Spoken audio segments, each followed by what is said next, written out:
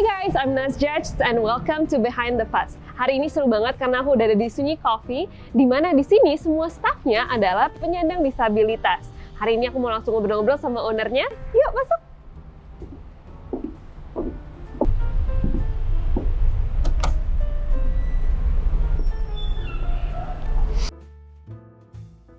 Hai guys, welcome to the first episode of Behind the Fuzz. Dan hari ini udah ada di sini Kak Reno dari Sunyi Coffee. Apa kabar Kak? Baik banget. Kakak ini the owner of Sunyi Coffee. Dan ada berapa founder Kak di sini?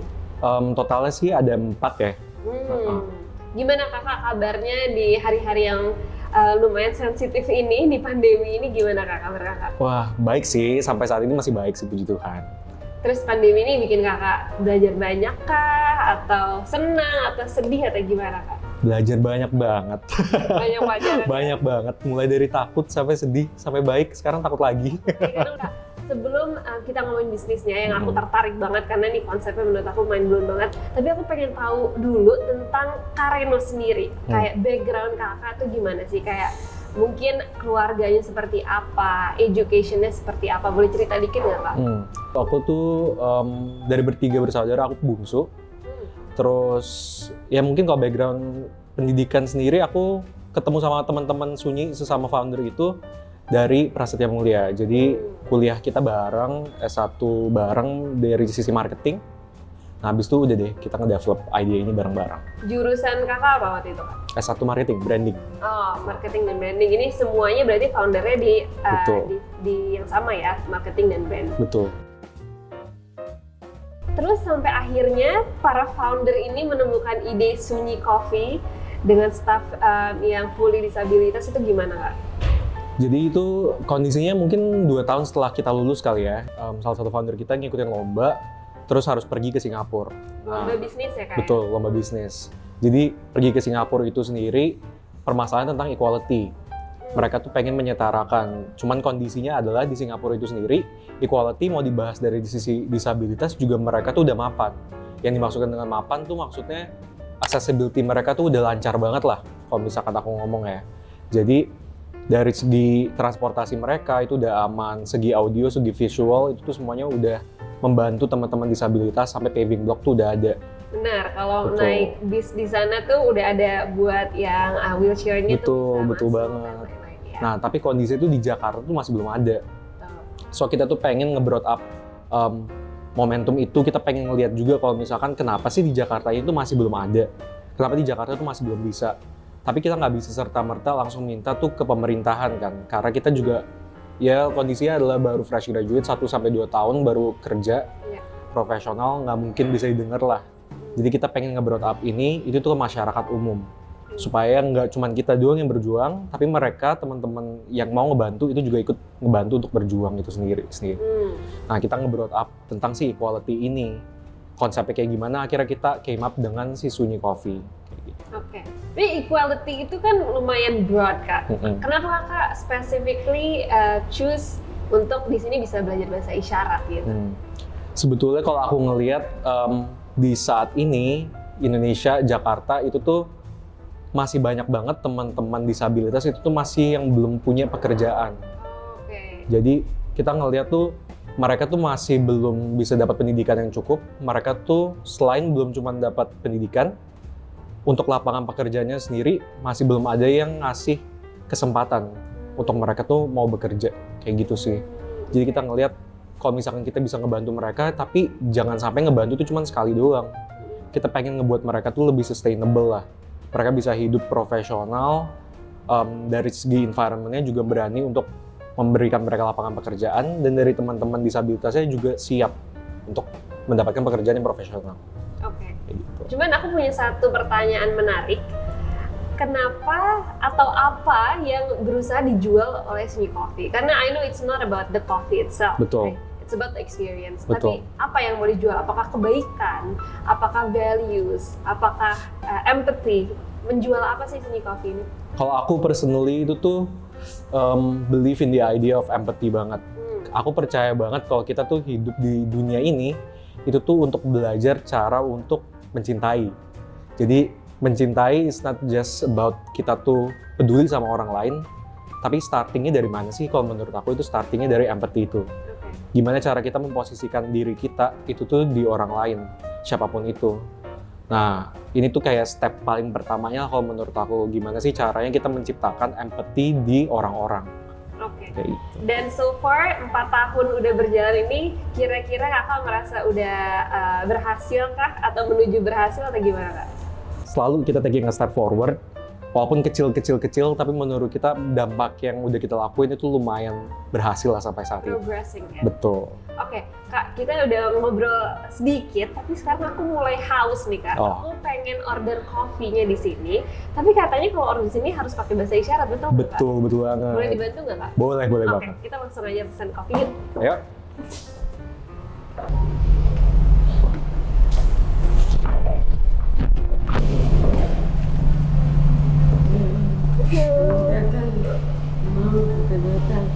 Oke. Aku Silakan. pesenin nih, Kak. Nah, di sebelah sini tuh sebenarnya kita ada untuk toolsnya lah untuk ngebantu Iya. cara untuk ngajarin bahasa isyarat. Oke. Jadi dimulai itu dengan kayak gini. Coba tolong ajarin. Saya Ya, mau mau. pesan. Nah, silakan tunjuk menu abis itu. Oke. Jadi saya lihat dulu menunya. Betul.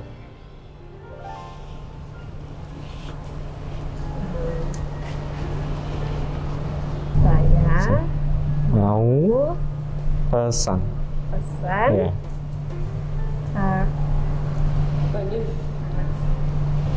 Oke. Gampang kan?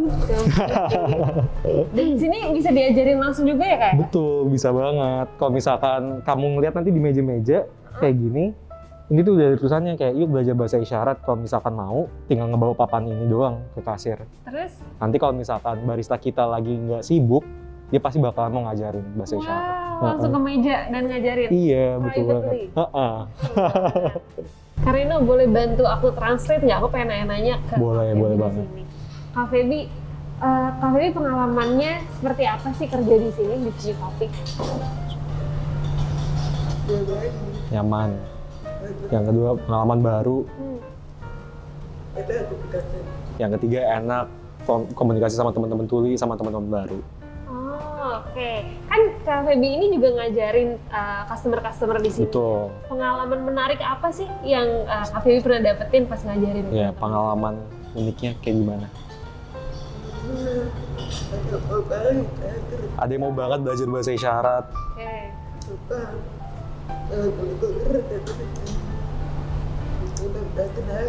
Iya, pengalamannya ada yang mau datang, mau belajar lagi, terus mau belajar lagi. Ada yang nggak ngerti pas lagi diajarin itu kayak gimana. Oke. Oke, thank you so much Kak Feby. Kasih. Terima kasih. Sama-sama. Oke, terima kasih. Kak, ini kopinya enak loh. Makasih banget. There's an experience and there's also taste here. Hmm. Ini kalau untuk kopinya sendiri backgroundnya gimana Kak? Orang-orang bisa akhirnya bikin Kakak ada background untuk brewery kah atau gimana? Oh, aku personally enggak. Cuman aku dulu emang suka, selain daripada bisnis ini, aku juga main juga di bisnis green beans coffee. Ah, oke. Jadi aku dari Flores, aku bawa ke Jakarta. Nah, tapi semenjak perjalanan nih, pas lagi mau ngedevelop si Sunyi, kita tuh belajar banyak bareng sama orang-orang lain. Sama coffee shop owner, sama teman-teman dari Cipete juga. Kayak teman-teman dari Tuku, teman-teman dari Dua, dari Seriously Coffee. Nah, kita belajar bareng, habis itu aku yang bantu translasi ini ke teman-teman barista-barista ini. Gimana sih cara mereka tuh biar paham untuk ngebuat kopi yang benar dan enak itu kayak gimana. Oke, ini menarik banget karena aku juga pengen tahu. Ini kan maksudnya untuk mendapatkan staff-staff yang disabilitas tapi juga potensi untuk bekerja itu kan tidak mudah kan. Betul. Gimana betul. caranya Kakak bisa menemukan orang-orang yang bekerja di sini? Kita tuh pas lagi starting Sunyi, mungkin aku ceritain pengalaman yang lumayan buruk untuk teman-teman disabilitas kali ya. Itu tuh banyak banget yang mereka tuh kasarnya katanya itu adalah dieksploitasi. Jadi jatuhnya banyak banget orang-orang yang ingin memanfaatkan mereka itu untuk exposure marketingnya lah jatuhnya. Jadi mereka biasanya itu langsung ya udah di hire, habis itu selesai langsung di-cut. Nah, pada saat itu kita ngelihat gimana caranya kita bisa nge-build trust bareng sama mereka juga. kita belajar bahasa isyarat langsung bareng sama mereka waktu itu di UI.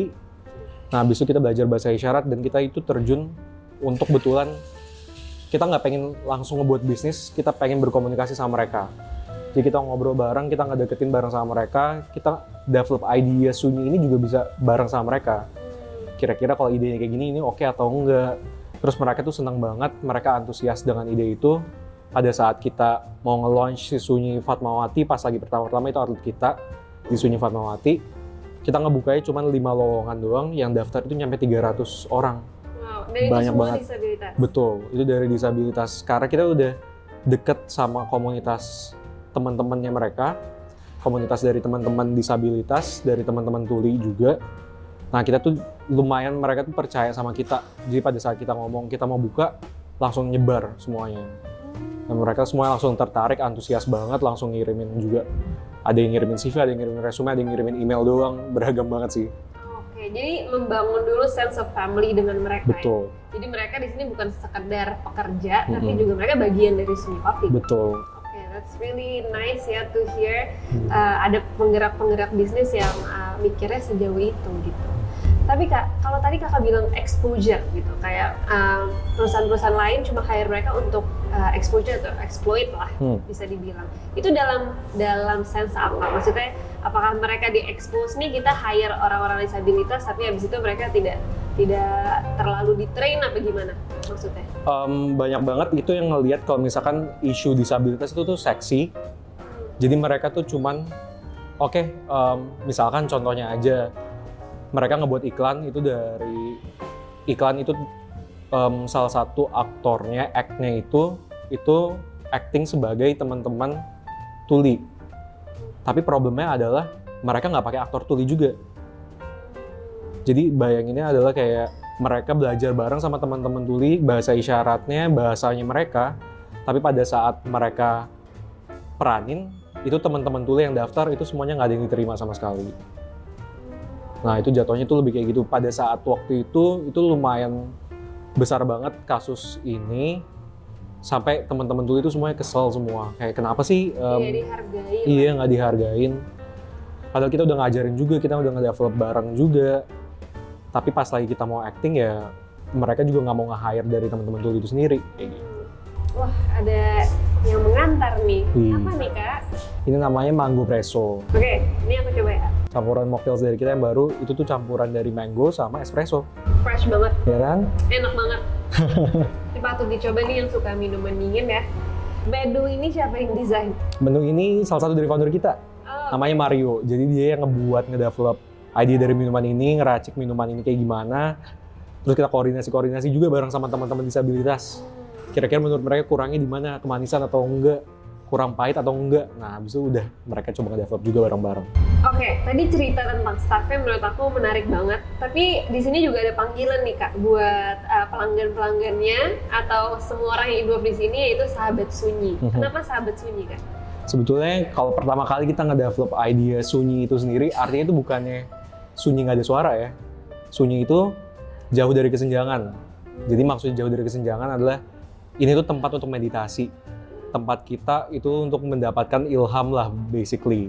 Jadi kita pas lagi kita datang ke Sunyi, kita pulang, itu tuh kita dapat suatu pengalaman yang bisa diceritain ke orang lain juga, suatu ilham lah. Nah, sahabat Sunyi ini adalah sahabat-sahabat yang udah datang, terus mereka tuh nge-brought up the same energy juga. Mereka bisa ngelihat juga kalau misalkan, oh teman-teman disabilitas ini tuh hebat banget loh. Teman-teman disabilitas ini bisa ngelakuin hal yang sama seperti yang bisa dilakukan sama teman-teman non-disabilitas. Iya. Nah, itu kita sebut sebagai sahabat Sunyi. Kayak gitu sih. Oke, jadi orang-orang yang bisa appreciate Betul pengalaman mereka banget. di sini itu sahabat Betul Sunyi. Oke, Kak, aku sih suka banget dengan experience ini, di mana kita bisa belajar, kita juga order dan appreciate orang-orang disabilitas. Tapi Kak, pas awal Kak, pasti kan takut ya, maksudnya ini bisnis model yang baru, Betul. terus masyarakat umumnya tidak biasa dengan hal-hal ini gitu. Apa yang akhirnya Kakak kayak, ya udah ini risky tapi kita coba aja deh, jalan aja deh. Oh, sebetulnya karena kita tahu apa yang kita lakuin itu tuh benar. Jadi kita nggak ngelakuin ini serta-merta itu untuk profitability doang, tapi kita pengen ngebantu mereka dan kita tuh tahu kalau misalkan tujuan kita tuh udah bener kok, pasti dibantuin juga loh sama Tuhan. kita mikirnya kayak gitu kan. Jadi pada saat kita mau ngelakuin, kita ambil resikonya, dan puji Tuhan sebetulnya it all works well banget sih. Jadi customer itu langsung appreciate juga, nggak ada yang komplain, nggak ada yang marah-marah juga, nggak ada yang kebingungan bahkan, jadi kayak it's good sih. Oke, Kak, tadi Kakak bilang di sini sekarang udah ada 4 cabang ya, Sunyi Coffee ini.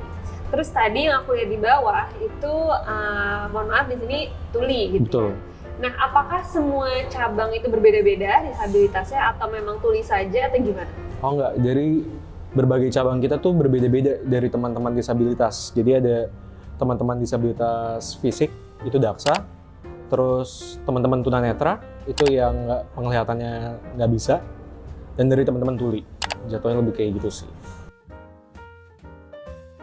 Oke, itu kan maksudnya kalau kita ngomongin bisnis ya, itu kan ada training di belakang situ.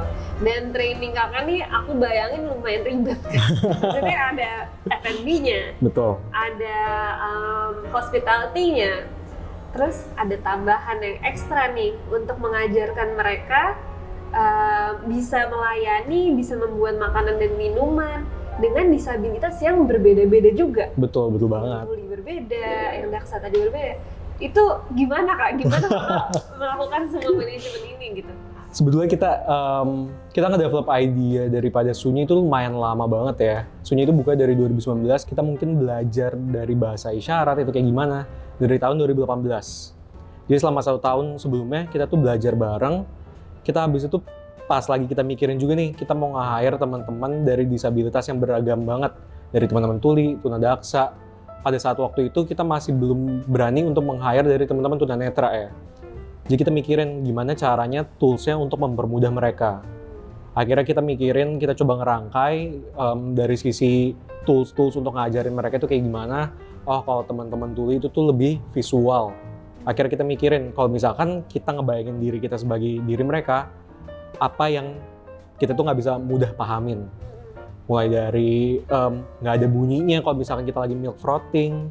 Akhirnya kita, oke, kalau misalkan kayak gini, mungkin caranya adalah kita pakai timing. Kita ubah semuanya jadi timer. Berapa detik, langsung stop.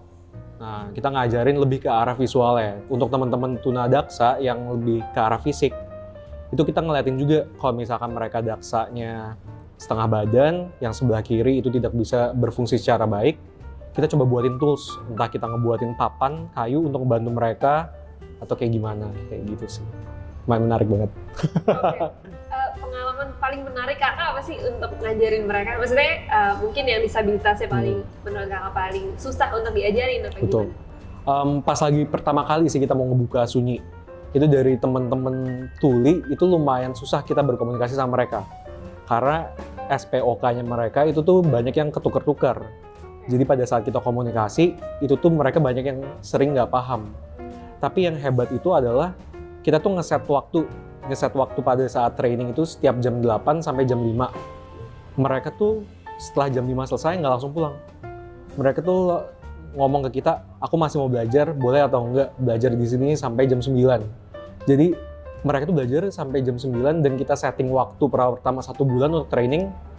Mereka itu bisa hatam banget dalam waktu 2 minggu. Jadi cepet banget mereka itu langsung antusiasmenya tinggi, belajar langsung terus-terusan. Langsung selesai, setelah 2 minggu itu tinggal latihan-latihan lagi. Karena mereka merasa diterima tadi ya? Iya, betul. Jadi mereka juga mau memberikan effort yang lebih untuk Betul banget. Mereka appreciate the idea, mereka tuh bisa mendapatkan kesempatan sih. Sekarang udah berapa banyak Kak staffnya di sini? Kalau nggak salah inget, sekarang tuh udah 25. Oh, 25. Ini 100% disabilitas atau ada kayak mungkin manajemen dan lain-lain yang tidak? Untuk manajer operasional kita itu tuh non-disabled. Kenapa? Karena dia butuh untuk berkomunikasi sama vendor-vendor.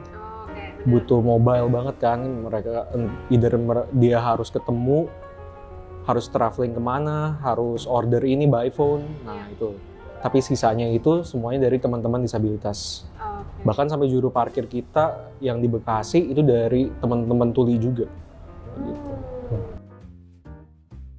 Oke, Kak, tadi menarik banget obrolannya. Sekarang udah berjalan 4 tahun.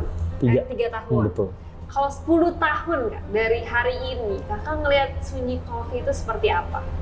Wah, sebetulnya visinya daripada kita itu adalah untuk menjadi jembatan buat teman-teman disabilitas. Jadi nggak berarti kita tuh bakalan stick ke F&B aja. Jadi kalau aku ngelihat Sunyi itu kayak gimana, kedepannya itu bakalan beragam banget, kita bakalan growing banget. Growingnya ke arah yang mana itu bakalan berbeda-beda banget. Either itu masuk ke dalam sesuatu yang lebih digital era, kita ngeliat juga kan kayak sekarang tuh metaverse lagi berkembang, bla bla bla, gimana how do we tap into that gitu kan. Terus kita ngeliat juga dari segi yang lumayan atraktif banget itu adalah dari segi entertainment. Jadi banyak banget teman-teman yang pengen nge-hire dari teman-teman disabilitas. Nah itu kebetulan juga pas lagi pastnya kita tuh pernah kerja bareng juga sama Tropicana.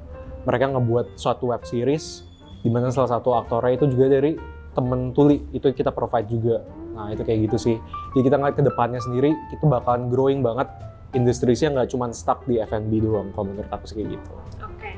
Nah, aku juga pengen tanya nih Kak, kalau upaya-upaya yang Kakak lakuin sekarang, selain berjualan kopi dan makanan gitu, F&B, itu apa sih upayanya untuk membuat masyarakat tuh tertarik untuk belajar, terus pingin datang dan juga belajar bareng-bareng orang-orang disabilitas tuh apa upaya yang dilakukan sih Coffee? Kita lumayan beragam sih kalau menurut aku, karena dulu sebelum ini aku juga dari S1 marketing ya, jadi aku ngeliat kayak social media itu tuh lumayan penting banget. Mulai dari itu aja gimana cara nge-attract mereka itu tuh untuk belajar bahasa isyarat, kita ngebuatin TikTok bareng juga. Either itu TikTok kayak ngajarin bahasa isyarat yang simpel-simpel aja daily life.